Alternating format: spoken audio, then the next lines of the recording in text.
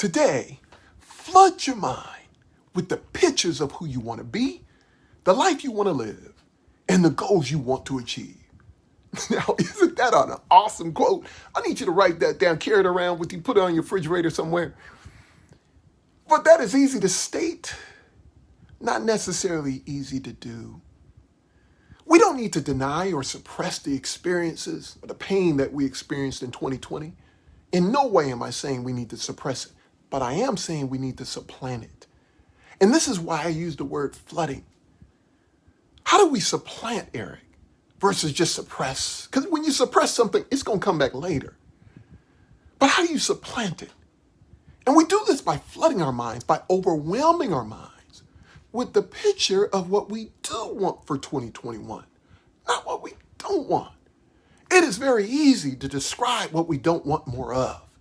It takes work, thinking, to describe what it is we actually want.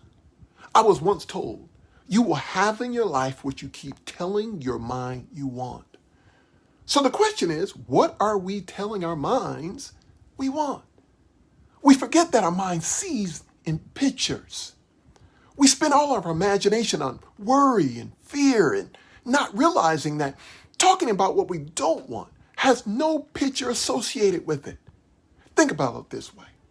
Don't drop the ball. Don't embarrass yourself. Don't see a pink elephant in high heels with a bikini top on. Now, I just told you don't see it, but you still see it. You can't stop seeing it. Why? Because it's the picture that impacts the mind. What gets pictured gets done. This is why there's so many scriptures, principles, teachings, lessons on visualization. It was Albert Einstein who said it best. Your imagination is a preview of life's coming attractions. Since that is the case, start using your imagination on what you want to see more of versus what you simply want to avoid.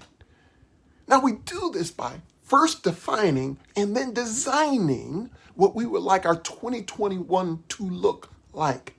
Companies that I work with invest tons of money into strategic planning. And they do this in order to get a return on their limited number of resources. So how do I ensure I get the greatest return for the investment that we're making? Now, for us individually, the most valuable resource we have in our lives is our time. Yet we spend so little time defining and then designing what we want in our lives. We spend far more time enjoying others who are designing and planning their own lives. No, it's time for us to do it for ourselves. Some people are hesitant in a way to do it.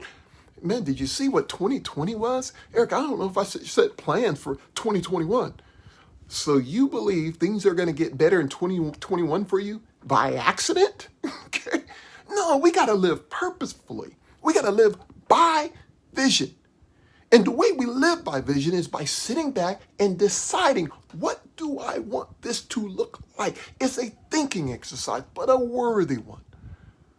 What makes it so significant, and you'll appreciate this, is your vision will then begin to influence your decisions that you make today. And this is how living purposefully works. So I encourage you to start today.